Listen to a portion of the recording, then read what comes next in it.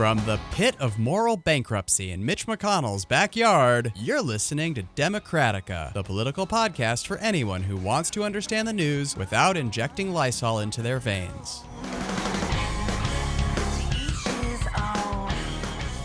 You're AJ Johnson. And you are Stuart Max. I'm a 13-year Capitol Hill veteran, a political insider, and the founder of the OD Action newsletter and Political Action Network. And I am a one-time television media and news recluse. That is no longer the case. So I guess I should say I'm a devourer of all things media these days. How are you holding up, AJ? I'm going to be honest with you. I'm having some hard days. Yeah. We're incredibly social beings. This quarantining thing is just really, really hard. This is tough, and not exactly knowing when it will end certainly doesn't make it easier. You know, if I go out and visit my friend, will that make a difference? Last week, we referred to protesters as idiots a couple of times. Am I right about that, AJ? Yes. Yeah. I mean, are you right that that's how we refer to them, or are you right that that's what they are? Well, maybe both. The reason that we did that is because they're idiots. And that being said, the emotions that are pushing people out of the house into clusters, we are all experiencing right now, right? We've been doing this for a really long time. The end of this is unclear, and we know it's not all going to happen at once. What we've heard is on conservative media, even today, downplaying the impact COVID-19 has had in the United States.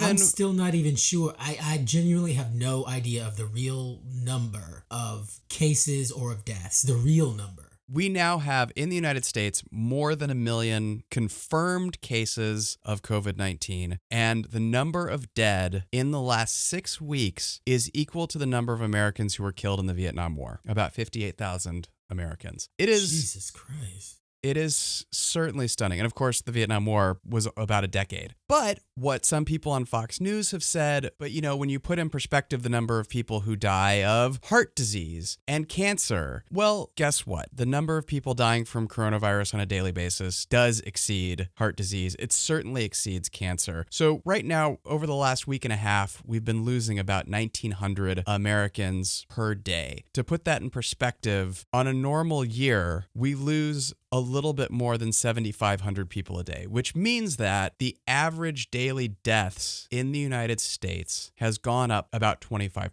A 25% increase in deaths is absolutely significant. Before we jump into what these numbers really mean in our communities, let's just keep in mind that when the president implies this was unavoidable, or even that he has in some way mitigated the deaths, keep in mind that the United States is 4% of the world's population, has a little under 1 in 3 confirmed cases of coronavirus, and about 1 in 4 deaths from coronavirus. That's documented confirmed deaths of coronavirus. South Korea, which has 1/6 of the population, had its first case on the exact same day as the United States. Their deaths are 1/240th of the deaths in the United States. So per capita, that's 40 times fewer deaths. So the idea that this has been managed in the United States in any way other than abysmal is a fiction. So Josh Katz and Margot Sanger-Katz of the New York Times did some really astounding research into this. And what they looked at was the normal death rate in New York City and how it has been affected by coronavirus. So for example, in September of 2001, the death rate went up 2,730 above what would have been expected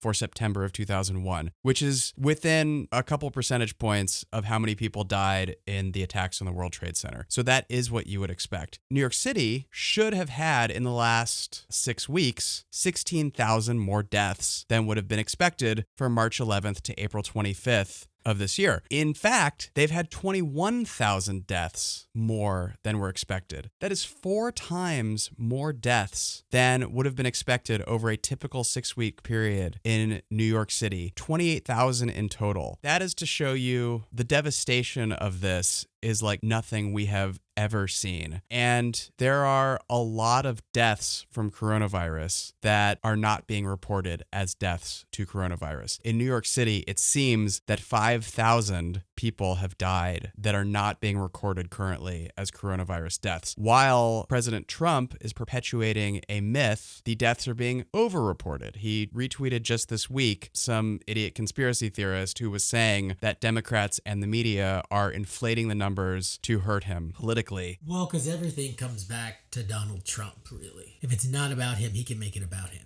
I've said it before, I'll say it again. Nature made this virus. Trump made it a crisis. This is about him. It is about the people that are supporting him. We know that it got this bad because of his actions and his inactions. Spending months ignoring security briefings, telling us this was going to happen, ignoring the science, ignoring his national security advisors who told him that a pandemic was coming to the United States. Not only did he downplay that to the public, tell us to keep buying stocks, he shipped our PPE and our medical equipment over to China. So he actually made us considerably less prepared, and he continues to deny states the support they need, even going so far as having Jared Kushner, his incredibly inept and unqualified son-in-law, running large portions of our national response, diverting shipments intended for hospitals into the national stockpile, costing more lives. So right now what we're seeing this devastation in New York City, and around the country, people are saying, not my problem. Well, if you keep going out into the streets demanding restaurants and your barbershops and your bowling alleys and your movie theaters reopen, you are inviting that kind of devastation. It does all come back to Donald Trump, because if he wasn't inciting this, it wouldn't be happening. You know, Rudy Giuliani last week made a comment about how many people heart disease kills and how many people cancer kills. And he said, maybe we should be trying to get contact tracers for that. Well, no, cancer isn't contagious. I shouldn't laugh. I don't think it's appropriate for me to laugh, but that was very funny. It is unbelievable, the things that come out of his mouth. The only thing more unbelievable is that the president of the United States puts him on television as a surrogate. More unbelievable than that, people continue to look up to this man and admire him and worship him. I mean Trump, not Giuliani. The thing is, 1 in 5 of the people who are dying from this disease are under 65. That's almost 12,000 Americans who have died from this disease in the last 6 weeks who are under 65 years old. Let's remember, 6 months ago, nobody had ever heard of COVID-19. It didn't exist. So we're still beginning to understand what it actually does to the body. And one thing that has been cropping up, the Washington Post did some reporting on this last week, is that totally healthy people in their 30s and 40s are having strokes because of COVID-19. We're still beginning to understand this, but the idea at this point that we should be throwing off safety measures, that it's only the elderly that are dying, even though that alone is a disgusting excuse to throw off safety precautions, that attitude is only going to invite devastation into our communities. And so I bring that up not to belittle the people that we have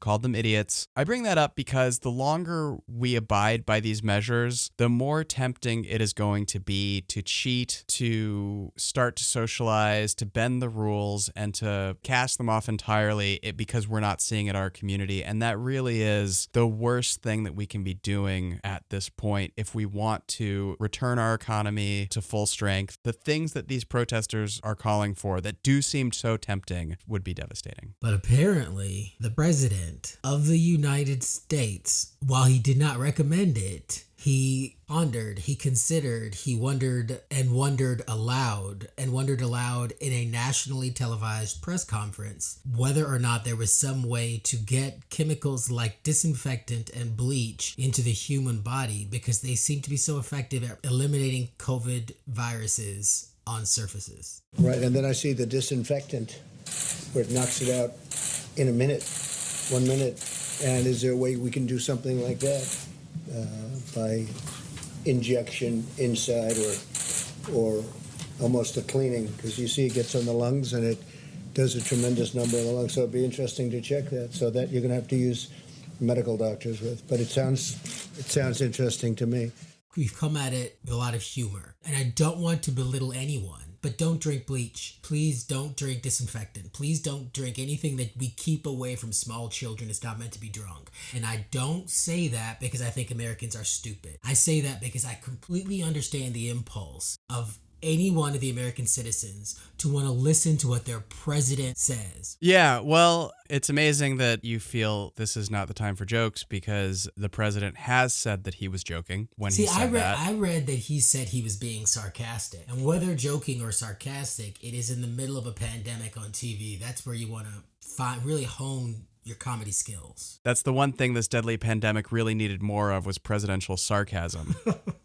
We got it, except that obviously we didn't. He point blank asked the doctor if she was looking into that. He looked her in the eye. She said, no. We have that clip too. Deborah, have you ever heard of that? The heat and the light relative to certain viruses, yes, but relative to this virus? Not as a treatment. I mean, certainly fever is a good thing when you have a fever. It helps your body respond. But not as I've not seen heat or light. I think it's a great thing to look at. I mean, okay. State after state, Tennessee, Illinois, New York, others, they've all seen spikes in calls to poison control. The phenomenon of suggesting that people drink disinfectant is unique to Donald Trump. But the idea that the too good to be true solution is a workable solution is not unique to Donald Trump. That is something that the Republican Party has been doing for a while and something that Democrats really need to be prepared for because they're going to tell us government is the problem. And if we just get government out of the way, this will all be fine, that we'll be able to pull ourselves up by our bootstraps. And we see what that is. We see what happened when government got out of the way. We have the most resources. We had the most lead time on this disease of anywhere in the world. And we're the epicenter of the disease, and it's not even close. So Democrats need to be careful because what we're going to do is we're always going to have to counter Republican arguments with a more complicated argument than they are offering. Because our answer is, no, you can't disinfect your insides with Lysol or ultraviolet light or anything like that. We don't have a cure yet. Our answer is you have to stay in your house for a while. Yeah. And that's a hard answer. I guess I'm wondering, in this environment where we have ridiculous leadership, how much responsibility do we give the media to cover this stuff, not cover this stuff, to call these people out for these things or not? Yeah, that's a fair question. The temptation has frequently been in the past that when you get a conspiracy theorist spouting total obvious nonsense, to ignore it. Think about this. 4 years ago, Marco Rubio and Ted Cruz were the Republican establishment choices to beat Trump in the primary. They were out of right field Tea Party whack jobs in 2010. Most people were stunned that they were able to win their Republican primaries, let alone win elected office. And now those people have been pushed aside by people who are even more on the fringe. I know, more on the fringe than Ted Cruz. So I think some people have learned their lessons that you can't just ignore it because it's completely nuts. And then, of course, the other thing is you can't ignore it if it comes out of the President of the United States' mouth. I don't know if you've heard, he gets very good ratings at these things. He might have mentioned it a time or 1,000. He gives himself credit for getting high ratings. He talks about his high ratings. He's very proud of his ratings. He's compared his ratings to The Bachelor, and apparently it's one of the reasons he kept doing them is because of the ratings that they were getting. And from a purely political standpoint, disgusting. Well, yeah, from a purely political standpoint, it is understandable that you would care about your ratings, except that thousands of Americans are dying every single day, and it's your job more than anybody else's to save those lives. Anyway, so the media has an immense responsibility to debunk dangerous suggestions from influential people for certain. To their credit, the Washington Post, New York Times, CNN employs just absolutely legendary, phenomenal, out-of-this-world journalists. However, they're also owned by corporations who sometimes lead them to make absolutely disastrous editorial decisions, not in the actual reporting in the stories, but in things like how it's presented in social media, how headlines are written, how stories are positioned. And this is the problem, trying to elevate somebody who is reckless, willfully ignorant, and so narcissistic that he is willing to sacrifice innocent lives to make himself feel better, the responsibility of the media cannot be to justify why somebody is in a position that they're in if they have no business being there, especially if it's dangerous, especially if it could cost lives. We do know that when certain media streams come out and say things like, instead of potentially deadly, this is deadly, or when they call Trump out, they're suddenly labeled leftist or labeled liberal or labeled activist or labeled in some way that does seem to diminish in some way their credibility with their possible audience. I don't want to say that this isn't a conundrum. It is something that I understand. I work in the media, you know? You do? I'm sorry you had to find out this way. And in 2017, I actually spoke with a friend who was editorial director for a major newsroom. And I asked him, you know, what is the hesitation in calling the president's lies a lie? And he said, well, it is true that we don't want to come off biased, but let's be honest, if we call every lie the president tells a lie, it's all we're going to be doing. That's so profoundly disheartening. To the immense credit of the majority of journalists at the Washington Post, the New York Times, they don't hesitate to debunk the things that Trump says. But as far as what was clearly done at both the Post and the Times when the president of the United States stood on national television and told people to poison themselves, yeah, they're clearly trying to bring him back into the mainstream, presumably so that they do not turn off his voters, conservatives, Republicans, you know, the people on the right. And how has that worked out for them? How has it worked out that in 2016, they gave an unbelievable amount of ink to Hillary Clinton's email server? By comparison, you know, Trump not sharing his taxes, Trump having failed universities that deliberately ripped off students, a fraudulent charity that the Trump family is banned from even having a charity in New York State because it was so fraudulent. 20 plus women have accused him of rape. They went out of their way to play the game of both-side-ism that, as a result, they've certainly had an impact on the elections, and Donald Trump still calls them fake news, and all of his supporters still call them fake news. They threaten them in public. They demean them. There's a distrust of the media on the right that is antithetical to everything that the United States was built on, and so these hardworking journalists still have no platform on the right, and their papers have discredited the work that they have done by playing this game. I don't deny that it's a conundrum, but clearly when they try to give, what was that word we were using before? An idiot, credit, they're undermining everything they stand for.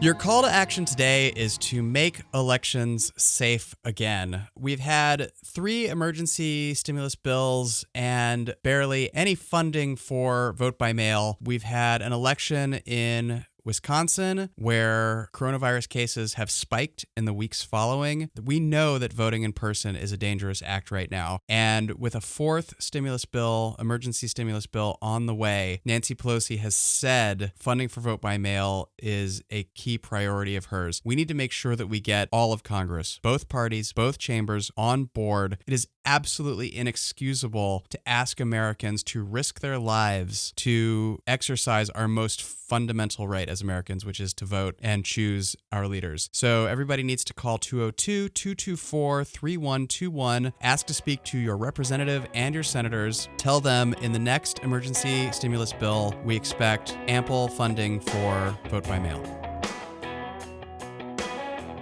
Moment of uplift. Moment of uplift. Okay, so before we get to something that's truly uplifting, I think I'm going to have a quick moment of amusement. Beginning of this week on Monday, our governor here in Kentucky, Andy Beshear, made a plea to people who were filing for unemployment not to enter joke unemployments, that they were backed up. They're processing more unemployment claims on a day-to-day basis than they ever imagined would be possible, and they're doing the best they can. And when people come in and they enter for Tupac Shakur, it slows everybody down. It might be funny, but it slows everybody down. Please don't do it. And then the following day, the governor's office got a call from Lexington resident Tupac Shakur explaining he really was unemployed, freshly unemployed, and wanted his unemployment benefits. So yes, not a relation of the legendary rapper, but did change his name to Tupac Shakur a number of years ago. If I could find a little uplift from this, we've been looking to the best in people, and sometimes even when it seems people are deliberately mucking up the gears that are intended to help people, that there's sincerity behind it. The governor has personally called Tupac Shakur and assured him that he will be getting his unemployment benefits.